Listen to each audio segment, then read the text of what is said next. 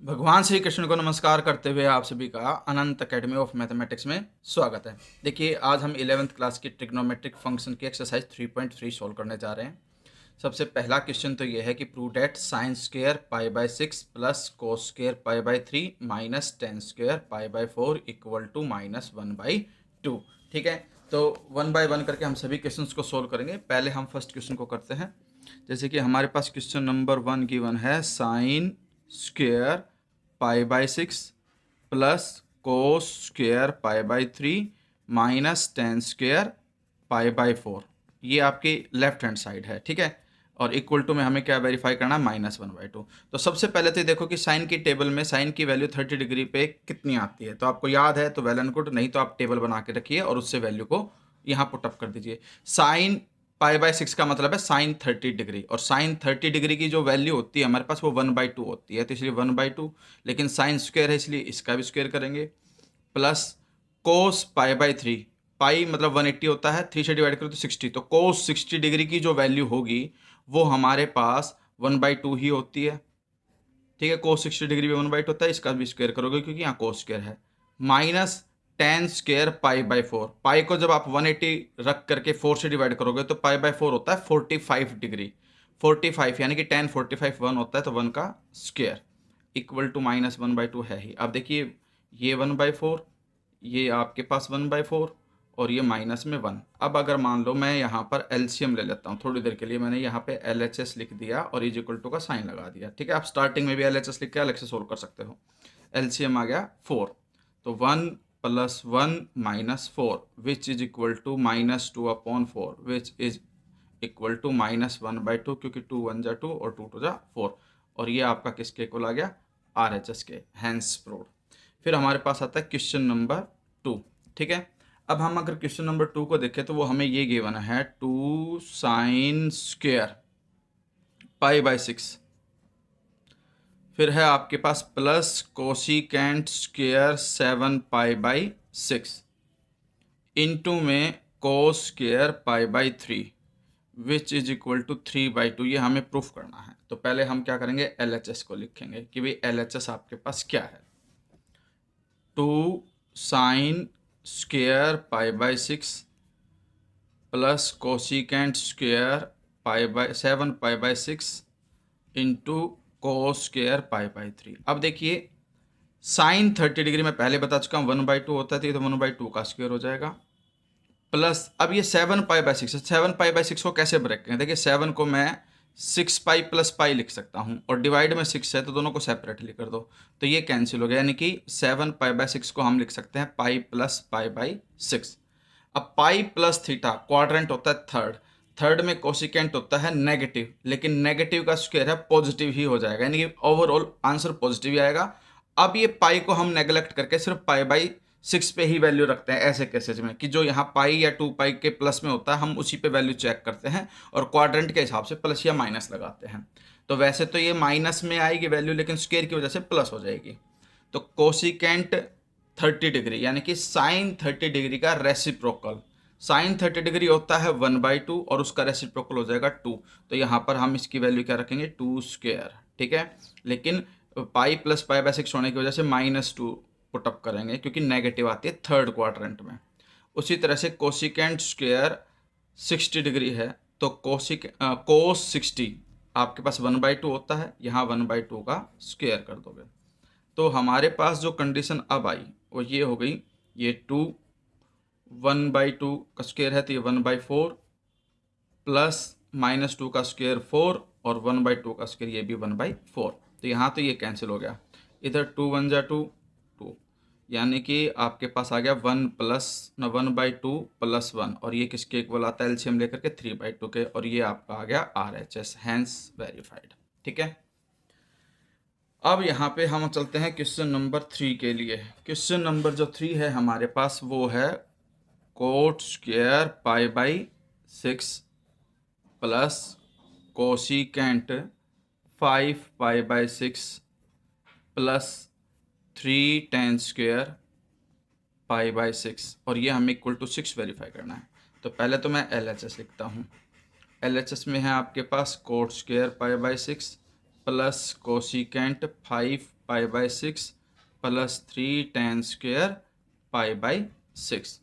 अब coat 30 degree की जो वैल्यू होती है वो हमारे पास tan 30 डिग्री का रेसिप्रोकल करते हैं, क्योंकि tan 30 डिग्री की वैल्यू मोस्ट प्रोबेबली बच्चों को याद रहती है 1/√3 होती है, और उसका रेसिप्रोकल करोगे तो √3। ठीक है, या आप टेबल से आप देख करके लिख सकते हैं √3 स्क्वायर। अब यहाँ पर क्या है, कोशिकेंट है, लेकिन 5 पाई बाई 6 है। देखिए 5 पाई, अगर हम ध्यान से देखें तो 5 पाई को मैं लिख सकता हूँ 6 पाई माइनस पाई। 6 मैंने इसलिए लिया क्योंकि इसके डिनोमिनेटर में 6 है, तो यहाँ पे सेपरेटली 6 से डिवाइड करके 5 पाई बाई 6 को अब मैं लिख सकता हूँ पाई माइनस पाई बाई 6। अब ये हो गया पाई माइनस पाई बाई 6, फिर प्लस 3 tan 30 डिग्री होता है 1/√3 होल स्क्वायर। ठीक है, अब ये तो हो गया √3 का स्क्वायर 3। यहाँ पे देखिए pi minus theta second quadrant होता है, क्योंकि जब हम बनाते हैं तो यहाँ पाई होता है, पाई में से कुछ भी माइनस होता है तो सेकेंड क्वाड्रेंट में आ जाएंगे। सेकेंड क्वाड्रेंट में कोशिकेंट पॉजिटिव होता है, तो इसलिए हम पॉजिटिव का ही साइन रखेंगे। अब पाई और नेगेटिव सब इग्नोर हो चुका है, सिर्फ पाई बाई 6 यानी कि 30 डिग्री पे वैल्यू रखेंगे कोशिकेंट के। और कोशिकेंट 30 डिग्री होता है आपके पास साइन 30 का रेसिप्रोकल, यानी कि 1/2 का रेसिप्रोकल 2 होता है। ठीक है, तो यहाँ पर वैल्यू पाई माइनस थीटा की वजह से पॉजिटिव ही रहेगी, और आंसर आएगा यहाँ पे 2 और प्लस 3 इंटू यहाँ रूट से स्क्वायर कैंसिल तो 1/3 एज इट इज़, फिर 3 से 3 भी कैंसिल, 3 + 2 5, 5 + 1 6, और यही हमें RHS में चाहिए। अब आते हैं हम क्वेश्चन नंबर 4 पे। ठीक है, क्वेश्चन नंबर जो 4 है हमारे पास वो है 2 साइन स्क्वायर। मैं सीधा LHS ही लिख देता हूँ, RHS जो है आपका ये सीधा LHS ही लिख करके सोल्व करता हूँ। ठीक है, RHS 10 है, वो आंसर आ जाएगा आपके पास 2 sine square 3 pi by 4 plus 2 cos square pi by 4 plus 2 sec square pi by 3। मैंने क्वेश्चन लिख दिया, इक्वल टू में 10 है, वो आप देख लेना बुक से, NCERT की है बुक आपके पास। यहाँ पे मैंने 2 लिखा, साइन स्क्वायर लिखा, 3 पाई बाई 4 को मैं देखिए वैसे 3 पाई बाई 4 है तो मैं इसको 4 पाई माइनस पाई लिख सकता हूँ 3 पाई को, तो डिवाइड में 4 है ही, ये कैंसिल होकर पाई माइनस पाई बाई 4 लिखा जा सकता है, प्लस 2 कोस पाई बाई 4 यानी कि 45 पे कोस की वैल्यू होती है 1/√2 इसका square, plus 2 secant square pi by 3 60 degree पे एक सीकेंट की वैल्यू कोस 60 का रेसिप्रोकल, कोस 60 होता है आपके पास 1/2, उसका रेसिप्रोकल होता है 2, तो यहाँ पे 2 का स्क्वायर आ जाएगा ये। ठीक है, और ये आपके पास 2 आ गया। अब देखिए पाई माइनस थीटा एक प्रकार से फॉर्म बन रही है सेकंड क्वाड्रेंट वाली, सेकंड क्वाड्रेंट में साइन पॉजिटिव होता है, तो हमें सिर्फ साइन 45 पे ही वैल्यू चेक करनी है, स्क्वायर की वजह से वो पॉजिटिव आ जाएगी, अगर नेगेटिव होती तो भी। तो हम सीधा रखेंगे साइन 45 1/√2 और स्क्वायर है इसलिए इसका स्क्वायर करेंगे, प्लस 2 1/√2 का स्क्वायर 1/2 प्लस 2 का स्क्वायर 4 4 2 जा 8। अब यहाँ पर हम देखते हैं ये इससे कैंसिल, 2 से 2 कैंसिल, तो यहाँ पे क्या बचा 1, ये भी कैंसिल होकर के +1 और +8 विच इज इक्वल टू 10, और ये आपके पास आ गया RHS। ठीक है, इसके बाद हम चलते हैं क्वेश्चन नंबर 5 पे। अब देखिए बुक में ये 2 क्वेश्चन ऐसे हैं जिनके लिए आपको फॉर्मूले का याद होना बहुत ज़रूरी है। ठीक है, find the value of sine 75 degree tan 15 degree. ठीक है, अब हमारे पास सबसे पहली वैल्यू जो है वो है क्वेश्चन नंबर, एक second, question number 5 first part is sine 75 degree. अब हम ऐसी 2 वैल्यूज में ब्रेक करेंगे जिनकी हम टेबल से वैल्यू निकाल सकते हैं। 75 को मैं ब्रेक करके लिख सकता हूँ 45 + 30 डिग्री, क्योंकि दोनों ही वैल्यू टेबल से हम निकाल सकते हैं, साइन 45 भी साइन 30 भी, यानी कि जब इनको ब्रेक करो तो 0 30 45 60 और 90 इनका यूज करके ही एडिशन सब्ट्रैक्शन करके वो वैल्यू आनी चाहिए जो हमें चाहिए। इनके अलावा किसी और का यूज करोगे तो फिर आपको प्रॉब्लम आएगी सॉल्व करने में। अब देखिए ये है साइन A + B। ठीक है, यानी कि अगर मैं इसको ऐसे लिख दूं साइन A की जगह पे 45 और B की जगह पे 30, तो फॉर्मूला क्या होता है ये मैं लिख देता हूँ नीचे थोड़ा सा, sine A + B is equal to sine A cos B plus cos A sine B. ठीक है, ये हमारे पास फॉर्मूला होता है। तो इसीलिए ए की जगह 45, बी की जगह 30 लिखते हैं। Sign A cos B plus cos A sine B. अब हम इनकी वैल्यू रख सकते हैं टेबल से। साइन 45 1/√2, कोस 30 डिग्री जो होता है हमारे पास वो होता है √3 फिर प्लस का साइन कोस 45 1/√2 इंटू में साइन 30 जो होता है वो √3/2 विच इज इक्वल टू ये 1/2 होता है। यहाँ पर ये गलती से वैल्यू हो गया, साइन 30 डिग्री की वैल्यू 1/2 होती है। तो हमारे पास फाइनल आंसर आ गया √3 + 1, क्योंकि दोनों का डिनोमिनेटर सेम है 2√2, तो डायरेक्टली मैं यहाँ पे इसको ऐसे लिख सकता हूँ। तो ये आपका आंसर आ गया। ठीक है, इसके बाद जो हमारे पास आता है सेकंड पार्ट इसका, वो है हमारे पास tan 15 डिग्री, जिसको मैं लिख सकता हूँ tan 45 - 30, क्योंकि 45 - 30 15 डिग्री होता है। अब ये बन जाएगा आपके पास tan a - b वाली फॉर्म। ठीक है, जिसे मैं क्या लिख सकता हूँ, tan a - tan b divided by 1 - tan a into tan b। अब हम क्या करेंगे, tan a की वैल्यू क्या है 45, तो ये tan 45 माइनस बी की वैल्यू 30 डिवाइड में 1 - tan a की जगह 45 और b की जगह पे क्या रख दो 30 डिग्री। अब इनकी वैल्यूज रख दो। tan 45 1 होता है, tan 30 डिग्री होता है 1/√3 डिवाइड में 1, और यहाँ पे फॉर्मूले में मैं गड़बड़ कर गया भाई, tan a - tan b नीचे प्लस होता है, इसलिए इसको प्लस करना। ठीक है, यहाँ पर ये 1 प्लस tan 45 1 और tan 30 डिग्री जो होता है वो आपके पास 1/√3 होता है।